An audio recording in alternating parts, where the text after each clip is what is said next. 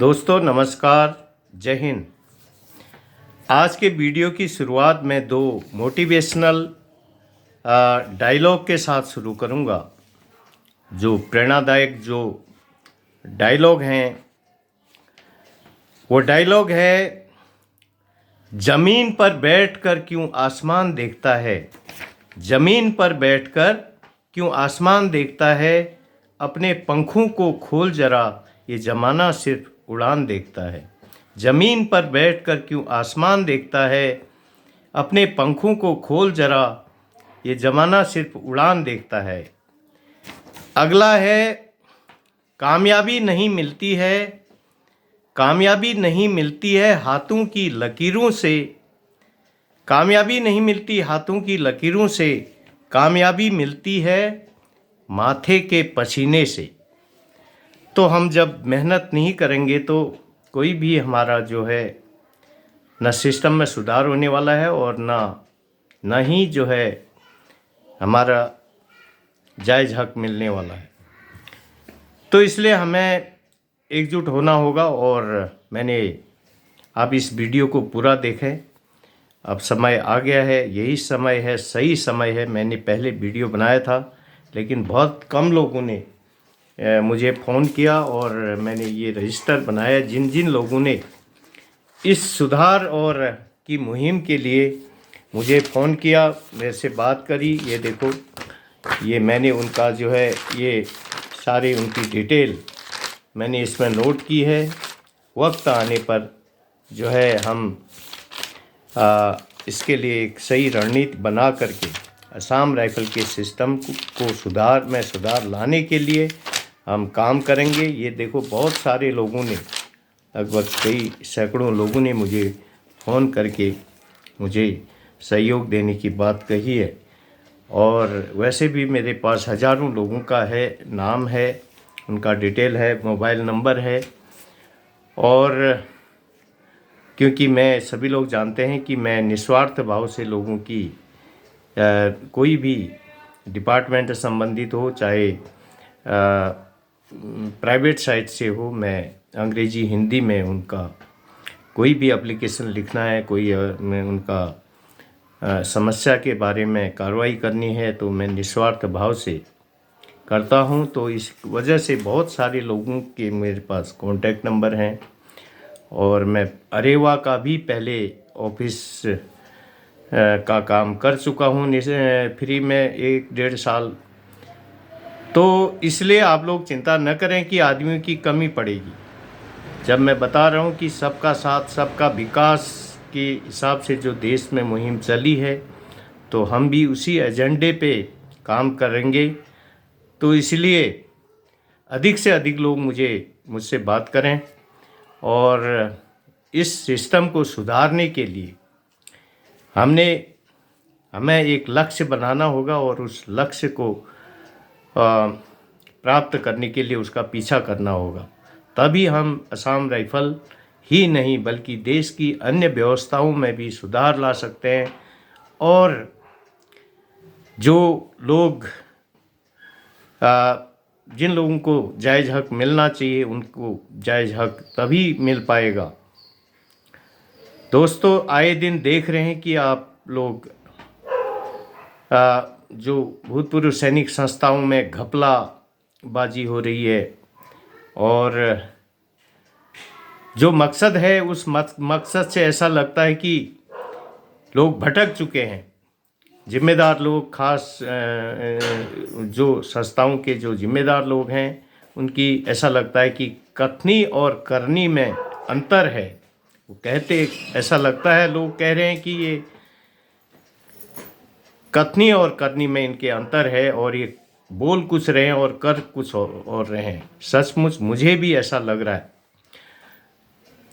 दोस्तों, अब हमें इस मुहिम के लिए को आगे बढ़ाना है और हमारे जो पूर्वज असम राइफल के लोग हैं, सभी लोग, पता है, आज बहुत दुर्भाग्य की बात है कि वे पूर्वज हमारे, जिन लोगों ने देश के विभिन्न हिस्सों से, नेपाल से आकर, केरल से, राजस्थान से, महाराष्ट्र से, जम्मू कश्मीर, उत्तराखंड, पंजाब से एक एक हफ्ता, दो दो हफ्ता खड़े खड़े ट्रेन में सफ़र करके असम, जो देश के उत्तर पूर्वी क्षेत्र, नागालैंड, मणिपुर, मिजोरम, त्रिपुरा, असम और अरुणाचल प्रदेश, चीन की सीमा, बांग्लादेश सीमा, और उसके बाद ये हैती देश, श्रीलंका, जम्मू कश्मीर में किस तरह से हमारे पूर्वजों ने वहाँ पर नौकरी करी है। अभी तो थोड़ा बहुत जहाज़ की सुविधा भी हो गई है, लेकिन उस समय कोई ऐसी सुविधा नहीं हुआ करती थी। उनकी आत्मा क्या कहती होगी, आज तक भी इस सिस्टम का सुधार नहीं हो पाया, जबकि देश में एक सुधारवादी सरकार चल रही है, उसके बावजूद भी हम कुछ नहीं कर पाए। और रिफॉर्म, परफॉर्म और ट्रांसफॉर्म की जो गवर्नमेंट होने के बाद भी असम राइफल के सिस्टम में न कोई सुधार हुआ, न कोई उन लोगों के, हमारे लोगों के का जो जायज़ हक मिल पाया। तो अब हमें उन पूर्वजों की जो अंतरात्मा है, उनके बहुत सारे लोग, हमारे जो असम राइफल के भूतपूर्व सैनिक थे, जो कोई इस दुनिया में अभी है, जो नहीं है, बहुत सारे लोग नहीं हैं, लेकिन उनकी संतानें, उनके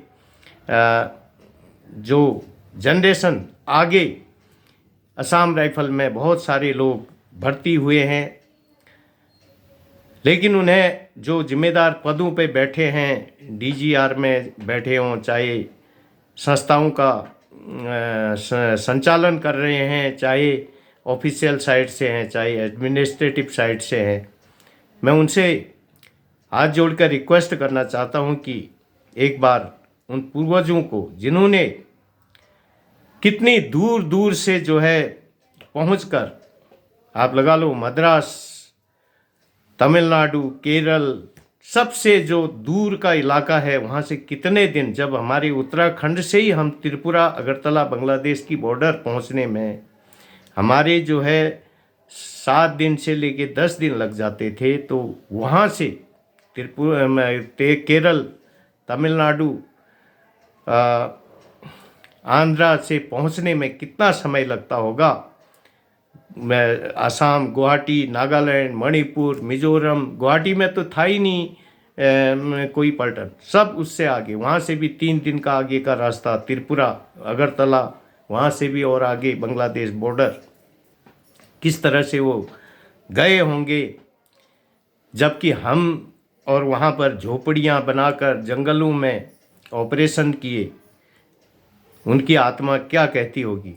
एक दिन वो भी चाहते होंगे कि हमें ये सुधार नहीं मिला, लेकिन आने वाली जनरेशन को मिले। तो आज मैं सभी जिम्मेदार लोगों को से ये निवेदन करूंगा कि अपने इस सिस्टम में सुधार लाने के लिए अपना पूरा प्रयास करें। जो भी संस्थाओं के जिम्मेदार लोग हैं और जो भी हेडक्वार्टर डीजीआर में बैठे हुए हैं, जो लोगों का सही जायज़ हक है, सभी को पता है कि पेंशन रिवीजन होने के बाद भी बहुत सारे लोगों की पेंशन रिवीजन नहीं हुई है। एक 12-13 हज़ार, एक 20-22 साल का हौलदार 12-13 हज़ार बेसिक में गुजारा कर रहा है, तो कोई 25-26-27 साल का अगर उसकी 18-20 हज़ार बेसिक है, उसके बाद न उसका सही टाइम पे प्रमोशन हुआ, नहीं उसको जो है विपरीत, लगातार विपरीत और कठिन हालातों में देश की सेवा करने के कारण अधिकतर लोग हमारे 20 साल, 25 साल, 30 साल के बाद वॉलंटरी रिटायरमेंट आए। सभी को पता है कि 60 साल की नौकरी एमओडी ऑपरेशनल कमांड में संभव नहीं है, लेकिन ये एमओडी कमांड तो बहुत ज़रूरी है, वहाँ पर बॉर्डर हैं, लेकिन सिस्टम में जैसे 86 से पहले फिर भी 5 रुपये के एमओडी से जो अंतर से बेनिफिट दिया जाता था और प्रमोशन का सिस्टम था, तो उस सिस्टम को दोबारा से लाने के लिए किसी ने भी प्रयास नहीं किया। हाँ, हालांकि उस सिस्टम में तुष्टीकरण था, कुछ लोगों, कुछ ट्रेडों का, मैंने कई वीडियो में कहा है, एडमिनिस्ट्रेटिव ट्रेड के लोगों का प्रमोशन नहीं होता था समय पर, वो हवलदार के बिल्ले में ही हवलदार कलर का खासकर साइफर अटक जाते थे और वो आगे प्रमोशन, बहुत कम लोग जेसीओ बनते थे। लेकिन वो सिस्टम सुधारने के लिए मैंने पहले भी कहा कि प्रपोजल के द्वारा वो हो सकता था, और लेकिन उसको चौथे वेतन आयोग में चाहे पे कमीशन ने किया, जिसने किया, यह एक बहुत बड़ा भूल थी ये जो है। और लेकिन इसमें अभी जो ज़रूरतमंद लोग हैं उनको उनका हक मिलना बहुत ज़रूरी है, और सिस्टम में सुधार होना बहुत ज़रूरी है। देश में सबका साथ सबका विकास की जो सरकार चल रही है इतने सालों से, तो उसके बावजूद भी हम लोग अगर सही जो जिम्मेदार जो वीआईपी जो महत्वपूर्ण लोग जो देश संबंधित मंत्रालयों में हैं, संबंधित मंत्री हैं, उनसे नहीं मिल पाए, उनसे अपॉइंटमेंट नहीं ले पाए, तो ये एक दुर्भाग्य की बात है। तो मैं सभी से, हमारे जो डायरेक्टर जनरल महोदय, हमारी संस्था के भूतपूर्व सैनिक संस्थाओं के जो महत्वपूर्ण लोग हैं, इनसे रिक्वेस्ट करता हूं कि एक बार जो है इस सिस्टम को सुधारने के लिए आप अपना महत्वपूर्ण योगदान दें। और मैं जो है सभी से रिक्वेस्ट करता हूं कि मैंने ये रजिस्टर बनाया, अधिक से अधिक लोग मुझे फ़ोन करें और अपनी सहमत व्यक्त करें। मैंने अभी तक कोई चंदा नहीं उठाया है, मैं जो भी कर रहा हूँ अपने खर्चे से, वो कि मैंने काफ़ी ये जो है सिस्टम बनाया, रजिस्टर वगैरह भी खरीदे हैं, और कई कॉरेस्पॉन्डेंट्स मैंने किए हैं। मैं दिखाऊंगा, बहुत सारे लोगों के मैंने अपने समय बर्बाद किया। मैंने जो है कई लोगों को सिग्नल, जीडी, मेडिकल, ट्रेड, सभी लोगों का, उनका किसी का जो है ओल्ड एज ग्रांट है, किसी का एजुकेशन है, किसी का मेडिकल का जो है क्लेम है, उसके लिए मेरे पास लोगों के फ़ोन आए और जानते थे कहीं कहीं से लिया होगा। मैंने उनका काम किया, वो आए भी नहीं, लेकिन उन्होंने उनके डॉक्यूमेंट आए तो मैंने काम करके उनका दे दिया, किसी से एक पैसा नहीं लिया। तो मैं जो है, हालांकि मैं एक आदमी ने मुझे 500 रुपये दिए थे, लेकिन मैं उनको वो पैसा वापस करना चाहता था कि ये रजिस्टर वगैरह मैंने कई ख़रीदे थे, मैंने दिखाया था एक बार वो, और मैंने कुछ स्टेशनरी सामान ख़रीदा था तो उन्होंने दिए थे। मैंने कहा कि भाई हम जब तक ये संस्था रजिस्टर नहीं करते हम पैसा नहीं लेंगे।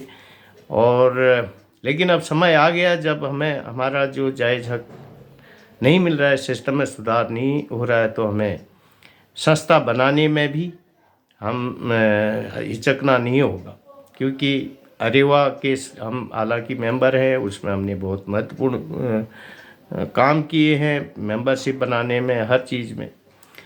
तो लेकिन उससे हम तालमेल बना करके हम प्रयास करेंगे।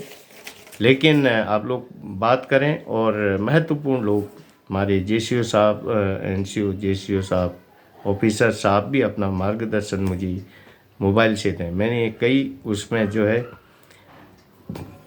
दिया हुआ है अपना मोबाइल नंबर, और वीडियो में और डिस्क्रिप्शन बॉक्स में। तो आप लोग बात करें मेरे से, जो है एक बार अपना मार्गदर्शन दें। जरूर होगा, सूरज उगेगा, अंधेरा छटेगा। अटल बिहारी वाजपेयी जी की कविता है। सूरज उगेगा, अंधेरा छटेगा, और तुष्टीकरण सुधरेगा सिस्टम, और असम राइफल एक अपना नया इतिहास लिखेगा। सुधार आएगा ज़रूर, लोगों को उनका जायज़ हक मिलेगा। तो आप लोग बात करें और अपनी अपनी राय और मार्गदर्शन देने का कष्ट करें। तो वीडियो को अधिक से अधिक शेयर करें। आज के लिए इतना ही। नमस्कार, जय हिंद।